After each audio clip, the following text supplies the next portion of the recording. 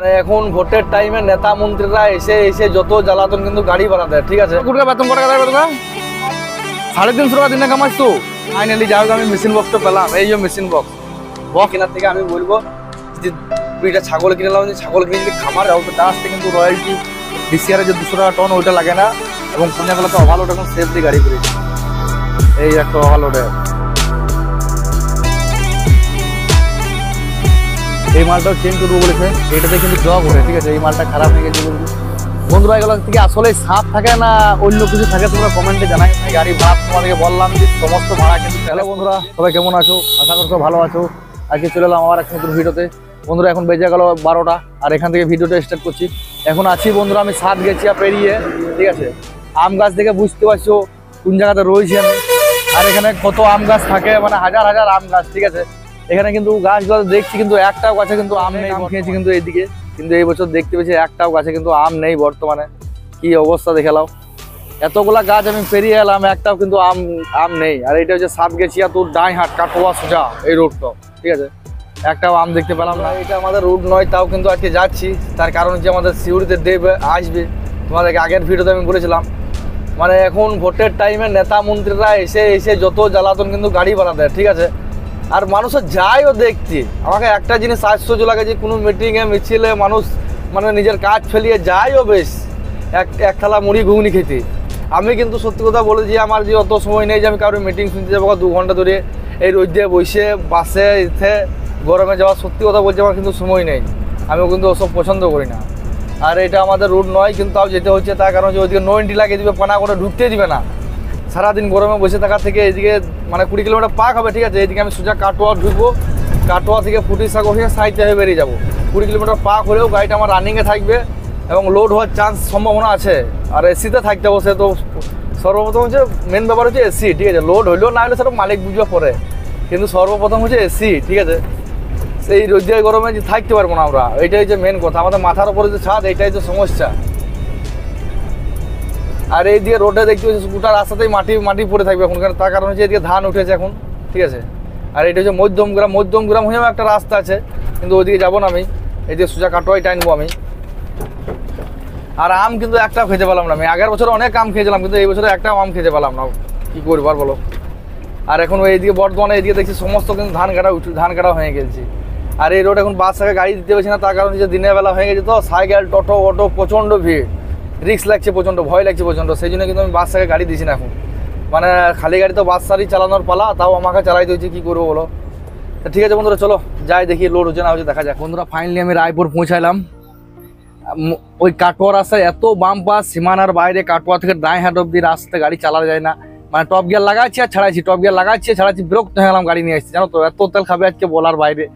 ওইদিকে 30-35 কিলোমিটার বেশি, তারপর বাম্পার, মাথা খারাপ। আর তোমাদেরকে আমি বলেছিলাম যে মেশিন বক্স, ঠিক আছে, আমি মেশিন বক্স কেন লাগাই না তোমাদেরকে আমি জানাবো আজকে। তার কারণ হচ্ছে আমি 1 বছর আগে যে গাড়িটাতে মানে লাগিয়েছিলাম, সে গাড়িটা নতুন ছিল, ঠিক আছে। 1 বছর আগে আমি 4-5 দিন গাড়িটা জাস্ট চালিয়েছিলাম, 4-5 দিনে মানে লাগিয়ে মেশিন বক্সটা লাগিয়ে 4-5 দিন গাড়ি চালিয়েছিলাম। তারপরে কিন্তু গাড়িটা অন্যজনকে দিয়ে দিয়েছিলাম। তারপর নতুন গাড়ি ঢুকছিল, মালিক বলেছিল নতুন গাড়ি চালা, তখন থেকে কিন্তু মেশিন বক্সটা আমি খুলেই নি, ঠিক আছে। আজকে পেলাম আমি তাকে, আজকে মেশিন বক্সটা নিলাম, ঠিক আছে। বক্সের অবস্থা দেখাচ্ছি তোমাদের বন্ধুরা। সেই গাড়িটা আমার, ঠিক আছে। এই গাড়িটাই মোটামুটি আমি 1 বছর আগে ছেড়েছিলাম, 40,000 কিলোমিটার চালিয়ে ছেড়ে দিয়েছিলাম। এখন 3টে ড্রাইভার চেঞ্জ হলো, ঠিক আছে। এর আগে ছিল একটা, তারপরে এখন ধরেছে। ফাইনালি যাই হোক আমি মেশিন বক্সটা পেলাম। এই যে মেশিন বক্সটার দাম নিয়েছিল 1700 টাকার, 1100 টাকার মেশিনটার দাম নিয়েছিল 1000 টাকা। আজকে পেলাম আজকে আমি। আর এই যে গন্ডেল ঝোলা, যে গন্ডেলের বাসাতে লোডে যাবে গা বাবু, শোনা কথা কামার আছে আমতা চলে যা, পয়সা করলে তোরা পয়সা কামিয়ে নিচ্ছে। আর এটা কিন্তু আমার হাতের গাড়ি, ঠিক আছে। মোটামুটি 30-35 হাজার কিলোমিটার চালাইছিলাম, বেশি চালাইনি জানো গাড়িটা। তারপর ছেড়ে দিলাম। গুটকা ও করছে শালা হারামি, পয়সা করে লিছে গুটকা যা হবে দেখতে কিন্তু হ্যান্ডসাম বটে। হ্যাঁ গুটকা এমন হ্যান্ডসাম বটে। আবার গুটকা বেতন কত টাকা দেবে তোকে? 350 টাকা দিনে কামাইছ তো বাবারে। ব্লুটুথ হেডফোন গুটকা দেখে লাও, গুটকা কাজ শেষ, আবার গুটকা ঘুমাবে। কত দেরি হলে দেখতেছো রায়পুর আসতে, মাথা খারাপ হয়ে গেল। গন্ডেল আজকে আবদার বেড়ে গেছে, গন্ডেল বলছে বেতন বাড়াও। গন্ডেল বলছে 3500 টাকা লাগবে টিপবে আমাকে, পার টিপ। কত টাকা লাগবে বলে দেবে? বল কেন ভাই, লজ্জাতে মরে গেছে। এই বল না ভাই, ক টাকা লাগবে বল, মুখে বল। শালা গুটকা খেয়ে জীবন শেষ করে দিচ্ছে বুঝতে এই বয়সে।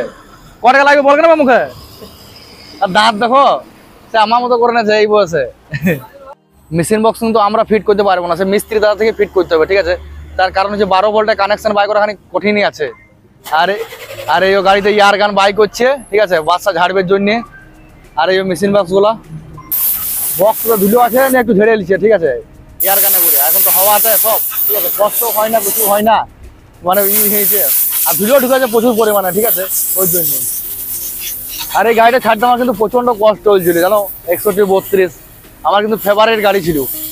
তা হাই বা জগ ছিল, জগ ও ডালা এত সুন্দর উঠতো না সীমানার বাইরে। ঠিক আছে বন্ধুরা, চলো বাড়ি জায়গা আমি, ঠিক আছে, বাচ্চা দিন লোডে বাড়াই। আর এখানে বেশি কথা বাড়িয়ে লাভ নাই, মাত্র কাজে এলাম। আর এখন আছে আমি মন্ডলবাবু পার্কিংয়ে। মন্ডলবাবু পার্কিংটা অবস্থা দেখে নাও, বৃষ্টিতে কি হয়েছে। আর একটা জিনিস দেখে নাও বন্ধুরা, কতগুলো টেলার দাঁড়িয়ে আছে দেখে নাও। এগুলো সব কিন্তু নতুন নতুন টেলার, ঠিক আছে, সব কিন্তু নতুন একদম রিসেন্ট। 57 নম্বর, 53 নম্বর এনএসপি আমাদের গাড়ি, ওই এনএসপি ওটা আমাদের গাড়ি দাঁড়িয়ে আছে, ঠিক আছে। তারপর দেখলাম এসকে কোম্পানির গাড়ি দাঁড়িয়ে আছে। মানে মার্কেট এতটাই খারাপ হয়ে গেছে, এমন পজিশন আজকে গাড়ি চলেই না, এমন পজিশন। এসকে গাড়ি অনেক কিন্তু দাঁড়িয়ে আছে, দেখতে হচ্ছে 14 চাকা 16 চাকা। আমি যখন প্রথম গাড়ি মানে আমি কিনেছিলাম বা পার্টনারে ঢুকেছিলাম, ঠিক আছে, তখন কিন্তু আমি লাইনে কিছু জানতাম না, ঠিক আছে, একবারে কিছু জানতাম না। আমি জাস্ট 2-4 দিন কেবল লাইনে এলাম। 2-4 দিনে মানে মোটামুটি 2 মাসের মধ্যে আমি কিন্তু কমপ্লিটলি মানে টোটাল লাইনটাই চেঞ্জ করে ফেললাম, মানে আস্তে আস্তে, ঠিক আছে। কোন দিকে বাঁচত হবে বেশি, কোন দিকে প্রফিট হবে বেশি, টোটাল লাইনটাই চেঞ্জ করে ফেললাম। আর কোন দিকে লাভবান হবে বেশি সে দিয়ে চলতে লাগলাম, ঠিক আছে। তো সেরকম ব্যাপার, তুমি যদি মানে গাড়ি কিনে নাও তাহলে ওটা অসুবিধা হবে না যে ভাড়া পাবো কোথাও বা কিছু। আস্তে আস্তে কিন্তু তুমি সবই লাইন জেনে নেবে, ঠিক আছে। তোমার প্রথমে 1-2 মাস কিন্তু অসুবিধা হবে, তারপরে কিন্তু আর কোনো অসুবিধা হবে না, ওটা সব সমস্যার সমাধান হয়ে যাবে। কারণ ভাড়া দিবে তোমাকে ট্রান্সপোর্ট, ঠিক আছে। ট্রান্সপোর্ট থেকে আস্তে আস্তে তুমি পার্টিও পেয়ে নিতে পারো, নিজস্ব মাল সাপ্লাইও দিতে পারো।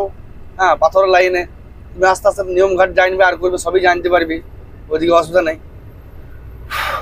ওইদিকে তোমরা চিন্তা করো না যে গাড়ি ভাড়া পাবো না বা কিছু, ঠিক আছে।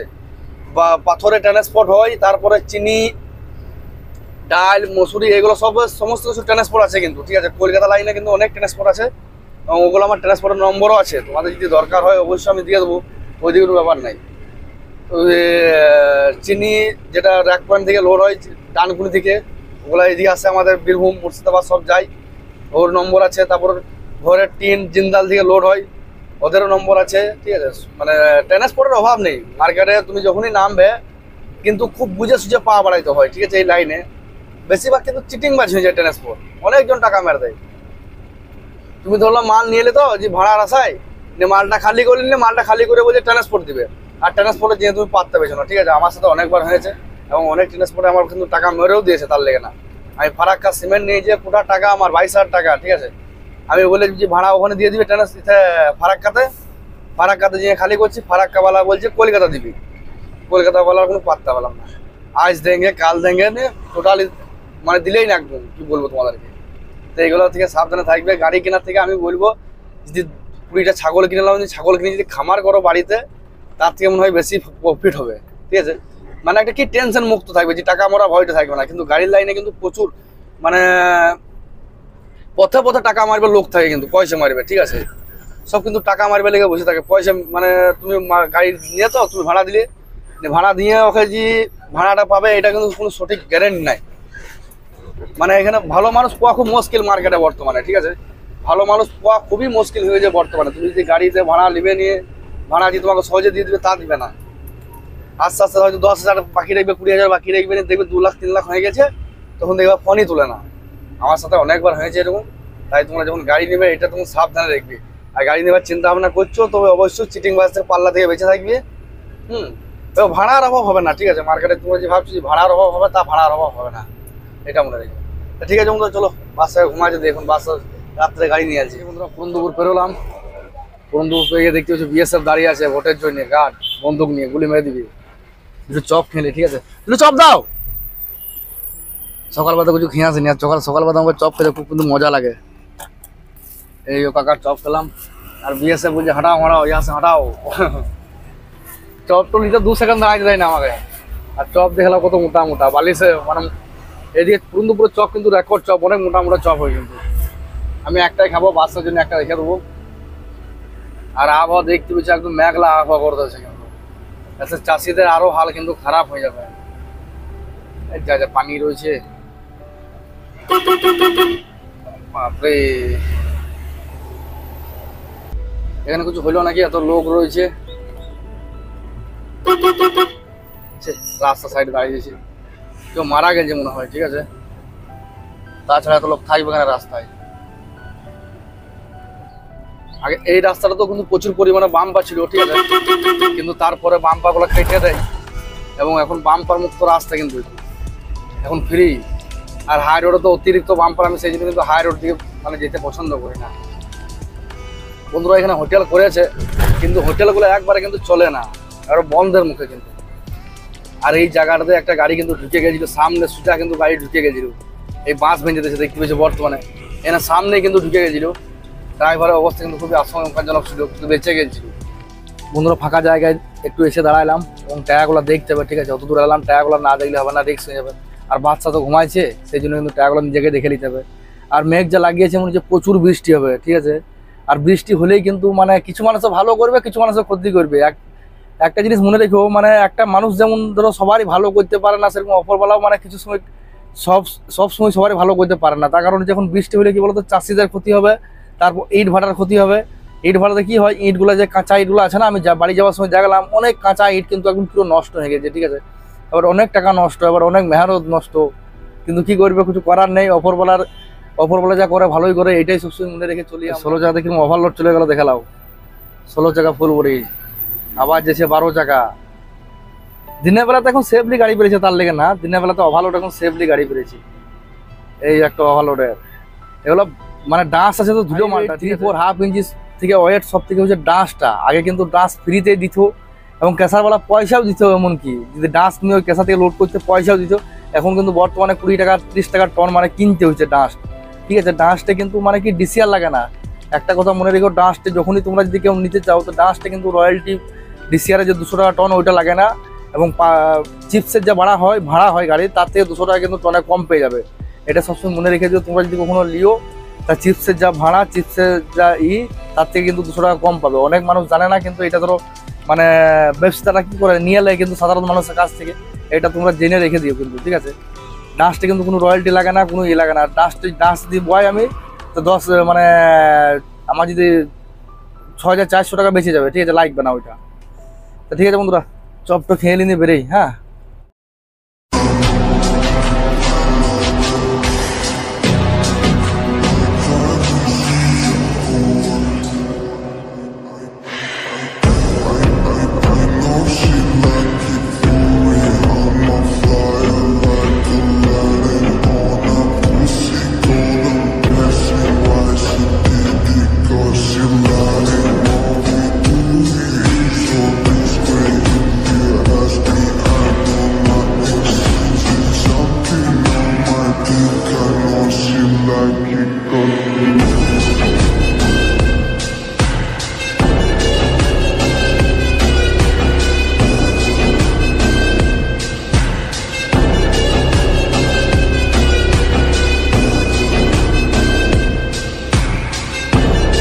বন্ধুরা ফাইনালি ইলাম বাজার জঙ্গলে দাঁড়াইলাম।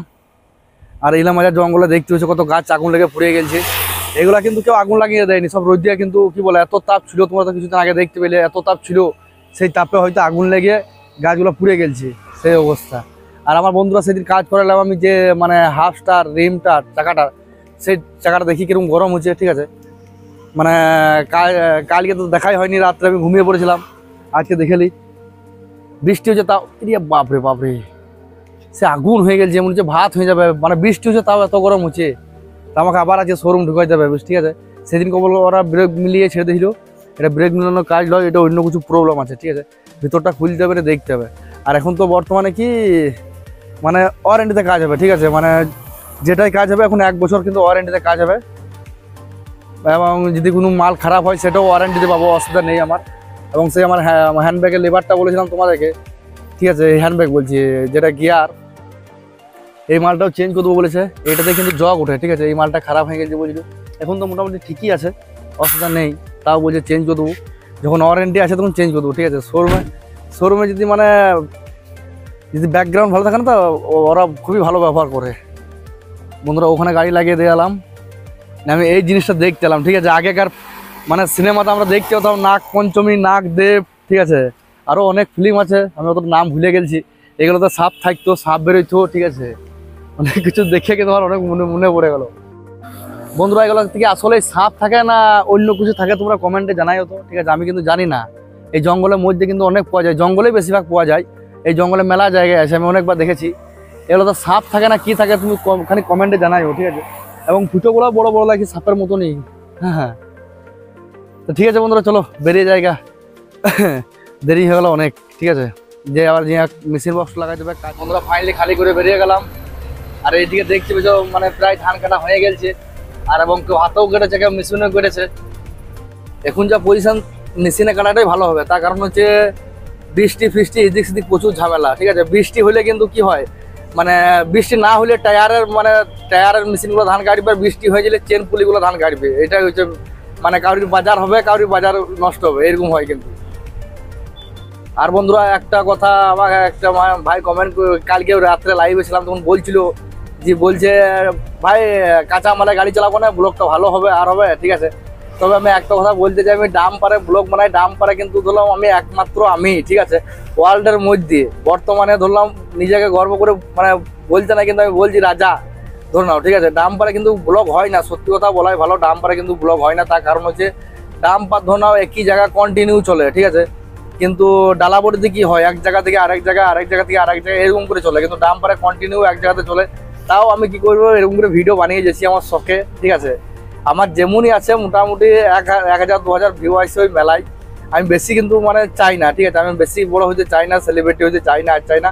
এই যা অপরবেলা দিয়েছে এই মেলায়, ঠিক আছে, পয়সা কামাইছি আর করছি, সুখে আছি বিন্দাস। অপরবেলার ওপর লাখ লাখ শুক্রিয়া, মেলায় সুখে আছি কিন্তু। আর এই যে বাসটা গাড়ি চালাইছে এখন, বাসটাই নিয়ে যাবে।